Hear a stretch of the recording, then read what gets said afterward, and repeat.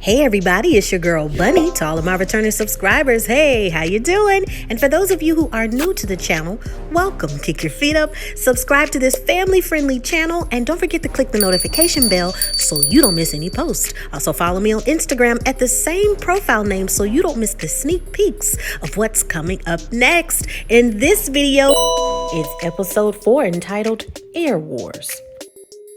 I give a full episode recap with photos offset to the side, and then I give my review at the end. No need to dig around. I keep all of the minute marks in the comments. It's all coming up next. Tisha meets up with Aikisha at her family property located on Ferris Street. Even though Tisha wasn't pleased about Aikisha's behavior in calling out certain things at the brunch, she's excited to work with anyone who can bring Ferris Street back to life. The property plaque reads, Hill Holly Building, built 1903, has been placed on the National Register of Historic Places by the United States Department of the Interior. Aikisha's great-great-grandfather and great-aunt and uncle acquired the property in 1896, although at that time, blacks could not buy property. So they gave the money to a friend to buy the property, then the friend deeded the property back to them. All of the area used to be a plantation at the time. Where Akisha is parked was a location of the big house where her daddy was born. Akisha explains that it's important to bring back Ferris Street. This was a plantation. Those buildings were built by slaves, then later reclaimed by black businesses. It's an area where black entrepreneurs can thrive and become a testament on the land that was once created to oppress them. They continued to walk the area and noticed the Peaches restaurant. It's a well-known spot where some of the greatest civil rights leaders enjoyed eating.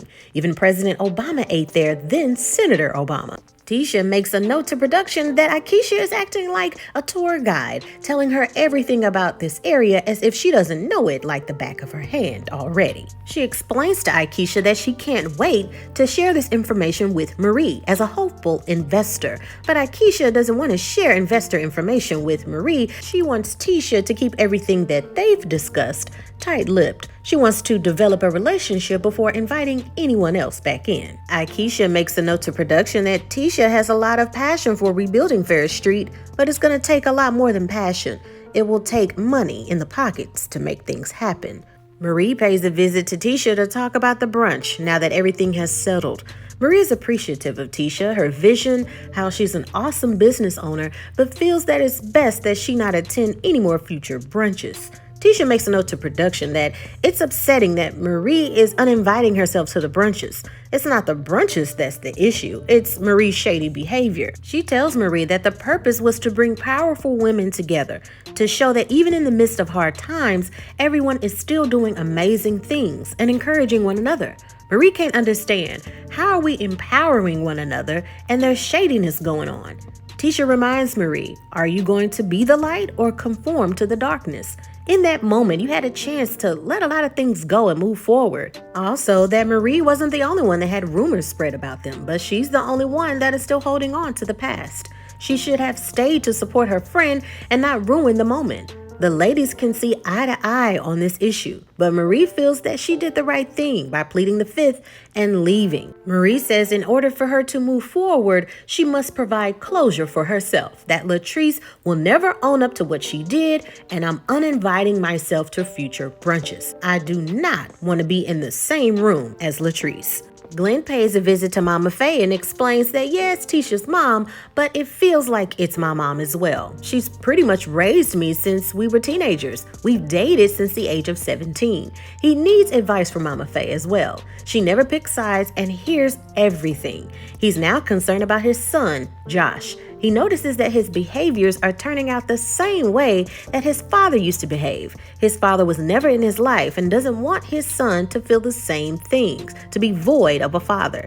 He apologized to Tisha and he's ready to move on. He wants his family back. It's a good start, but Mama Faye calls him out. He's a smooth talker and slicker than boiled okra. He needs to understand that Tisha has built a wall, but he provided the bricks. He's a repeat offender when it comes to being unfaithful in the marriage. It's going to take more than talking to convince Tisha. He needs to do what it takes to knock down the wall and make things right. Akisha and Willie have been married for a little over 10 years. He's a native New Yorker, but Akisha wants to move back to her hometown, Jackson, Mississippi. Willie is not happy about the idea of living in Mississippi. He explains it as very slow and the bread and butter is in New York. She lets him know that she's scheduled a meeting with Sophia to review some real estate, but she goes by Sogucci, and Willie thinks that her calling herself Sogucci is so corny. Despite everything, Aikisha means business and predicts the revamp of Ferris Street will probably take about 2 years. They are literally starting from the ground up. It's a multi-million-dollar project. He's behind her 100%, but Southern life isn't his first pick. When they meet up with Sogucci, Aikisha is impressed. The size is nice and it looks beautiful, and it will bring enough energy and room for the kids and family. Willie, on the other hand, misses their mansion in New Jersey. He brags about how he has a steam room and a pool. He feels that the real estate Sogucci is showing is pretty small. As they show each amenity of the home, just like his wife Aikisha, Willie has a critique for everything. I see there are stairs, but no elevator. Aikisha takes a moment to speak with her hubby. She doesn't want to keep renting while they're trying to get Ferris Street up and about. She doesn't want to give money away by renting. They might as well build some equity. If the possible real estate doesn't evolve into what it's meant for, at least they can have some moments to blend the families together. Her family always comes to New York, and his family doesn't have to worry about coming down south to visit. He agrees to see more properties and give the home more thought. Essie takes a moment to visit Latrice to talk. Latrice throws shade at production. I am trying to close my shop up for the day and then I smell white diamonds. It's Essie with the mess. What does she want? The wave style is definitely old. She even throws shade at Essie's face. Oh, how are you doing today? How can I help you? Do you need a makeover? Essie takes note of the shade but ignores it. She only wants to sit down and talk. Essie compliments her store and tries to start a conversation on a positive note, although Latrice continues the shade, saying, I heard you and Marie are trying to dabble in the hair industry. I'm glad I can be an inspiration. But Essie informs her that the inspiration was there for years. Her and Marie are actually licensed cosmetologists. They are wanting to provide great hair care products just like her.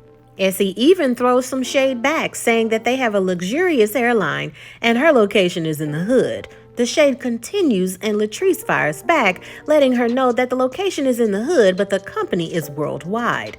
They are at Dogwood on the corner.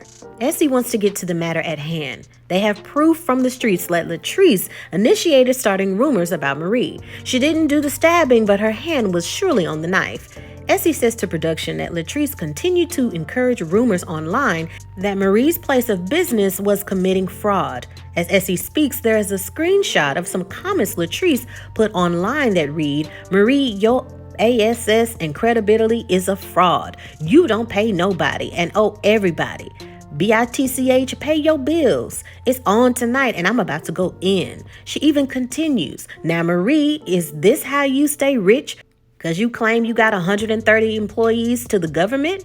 Essie says that the allegations are totally false, but the rumors continued, causing them to lose clients and employees behind the allegations. Essie wants to know if Latrice and the other woman involved are going to own up to what they did. Essie pulls all the proof that while on the phone, the other lady involved said, do you want me to get the information on Tisha and Marie still? And Latrice responding saying, no, only Marie. And Latrice admits to Essie's face saying that information. Latrice says over and over again, Marie doesn't mean ish to her. Who cares about a rumor? Essie stays calm, reminding her that it's harsh, that she doesn't care, and downplays another black woman. She should care that it affected her health. Her and Marie suffer from lupus. It harmed her and her company. Latrice agrees to try to talk to Marie and maybe they can leave the things in the past. Latrice throws more shade before she leaves though, saying that she coins Essie for taking up more of her time and she has to close her business. Glen meets up with Tisha and he notices that she's looking amazing. She knows that she looks amazing and it's reminding him of what he's missing. She is happy that the Lord is in her life and Glen warns it better be the only thing that's in her. She says it's the Lord and he's not in her, so that's all that matters. Glen encourages counseling, but she's not naive to Glen's ways. He has the same patterns over and over again. Being unfaithful, apologizing, spitting game, and then they're back into the bed together. He gives sweet nothings and does nothing to deliver. Glen pleads that he wants another chance and at least wants to go on another date where they can just have fun and not talk about his faults. She's tried to do the same things and try to move forward, but she's frustrated that she gives him another chance and he does the same thing. She's afraid of letting him back in her life, but Glen says that he wants to move forward and he wants to be a family again, that her and Josh are his world. She's conflicted and scared to love him again, but she says that she'll give him another chance and they can do baby steps to get things back to the way that they were. And that is the end of the episode. And now it is time for your favorite part of the video. That's right, my review. Now, for those of you who have been following my recaps and reviews of Belle Collective of season 1, I said that Latrice was one to watch because she's awesome at throwing rocks and hiding her hands. Now, let's get this straight. I've said it over and over again that Marie has done unacceptable things as well. During the reunion special, the host did ask if Latrice played a part in spreading the rumors which hardened Marie's business valor with other vendors. And Latrice was just adamant about, I said my comments, the show, but, I wouldn't go online and spread rumors. And I said in my review for the reunion special for season 1, I said that her husband made it known in season 1 that Latrice was messy and that his own wife spreads rumors. For your spouse to say that, I said, that's a red flag right there. Her husband knew that she was messy, that she's done stuff in the past. So when all of this started to happen, everybody was team Latrice. Everybody was, Marie is crazy and Marie acts like this and Marie acts like that. And I said that they have proof that Latrice went online and said things that were inappropriate when it came to somebody's business. Now, hear me out on this. If I were Marie, I would have sued her for defamation of character because we are talking about the livelihood of someone's business. Now, when it comes to cattiness and I declare war, yes, some of you may say, hey, it doesn't matter if it's a stab in the back. The goal is to win, right? Okay, so when we talk about somebody's livelihood and money and their company, to me, I feel that is off limits. Just like how a lot of people say children are off limits, that kind of stuff right there is off limits. The fact that you intentionally went to someone to dig and snoop and research someone, and they have proof that you were on the phone saying these things, and you've openly admitted to Essie that you did it. From that moment on, if I was Essie, I would have left and I would have started the paperwork with a lawyer to sue her for defamation. And I would have sued her for the same amount of losses that the company went through. Because when you're talking about somebody's livelihood, that is something that existed before the show. The show didn't create that. That's something that this black woman has established before the show emerged. And I think it's completely disrespectful. And the fact that you just say, I don't care and I don't this. And I'm pretty sure as emotionally delicate as Latrice is when she even talks about family, okay, that she would have been a mess if somebody did that to her company as well, because it's just as easy to build a company as it is to have a downfall. Okay, just like McDonald's. Okay, McDonald's is this crazy rich company. It takes nothing for a king of a company to be destroyed. I'll give you an example. There was this evolution of food of places that provided natural options, Chipotle, more companies that had salads and this and this and that. Meanwhile, McDonald's was going through this and still going through a lot of lawsuits, okay, about tell me what's the ingredients, tell me this, tell me that, okay? I'm just showing a point here that even though it wasn't a defamation thing, that it's easy for the biggest company, one of the biggest companies in the world, to fall. When all of these other companies were surpassing in natural foods and, hey, what's in the meat and all this other stuff, McDonald's had to do this turnaround. Because they were like, wow, people are really asking us in our food. We need to start providing the ingredients. We need to start providing more healthy stuff. We need to, because the sales were falling. Okay. So imagine if you add defamation on that as a big company. Any company can fall. Tesla can fall. Any company can fall. So when we talk about an entrepreneur business, what makes you think that if somebody spread rumors and started to do stuff, that company wouldn't falter? It's really something that's unfortunate. And I said that even though Marie had did some things that I disagree with in season 1 and season 2, that it wasn't to the fact where I didn't believe what Marie was saying. I 100% believed everything that she was saying, along with Latrice's demeanor, along with a lot of the things that she said. Now let's talk about Tisha and Glenn. This is one of the most toxic relationships ever. Okay. The fact that they've been with each other since 17. It sounds to me like Tisha knows no other man and Glenn knows other women. He's had a chance to leave and dibble and dabble and have fun.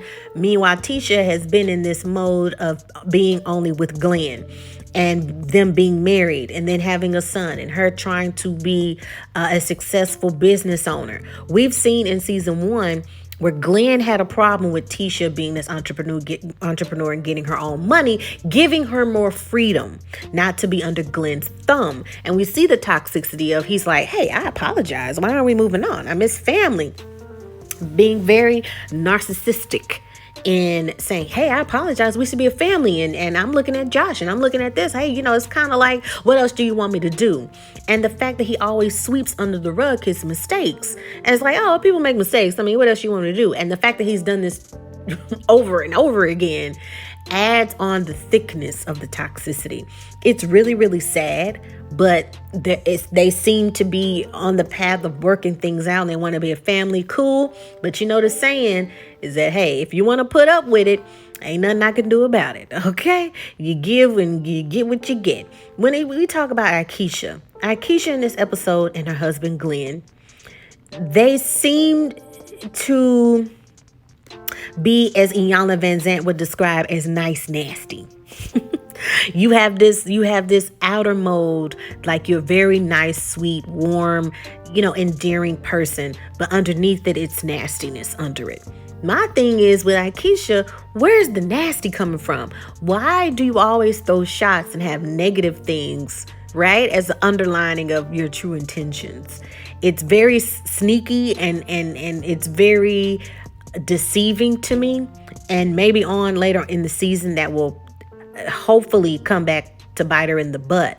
It's necessary because sometimes some people need to be in the realm or experience how they treat other people. Sometimes it's a good slap in the face or a hit in the top of the head, right? Verbally, I'm painting a picture here. That sometimes that's what you need. You need a kick in the butt. You need a taste of your own medicine. And I hope that she gets that, because sometimes people won't understand emotionally how you affect other people unless it happens to them, unfortunately. Let me know what you think. This episode, it was very interesting. It's a lot of egos all over the place, and you really just wish for the best. Hopefully we'll find out more information about Tamber and her relationship and what's going on with that. You let me know what you think. In the meantime, in between time, remember to take care of yourself and each other. Oh, and also check out House of the Dragon. The HBO original series is the prequel to Game of Thrones. So if you are a Game of Thrones fan, make sure that you come back here for the reviews, and also check out on networks Ready to Love. All right, check out that reality dating show, and I'll see you next time. And bye.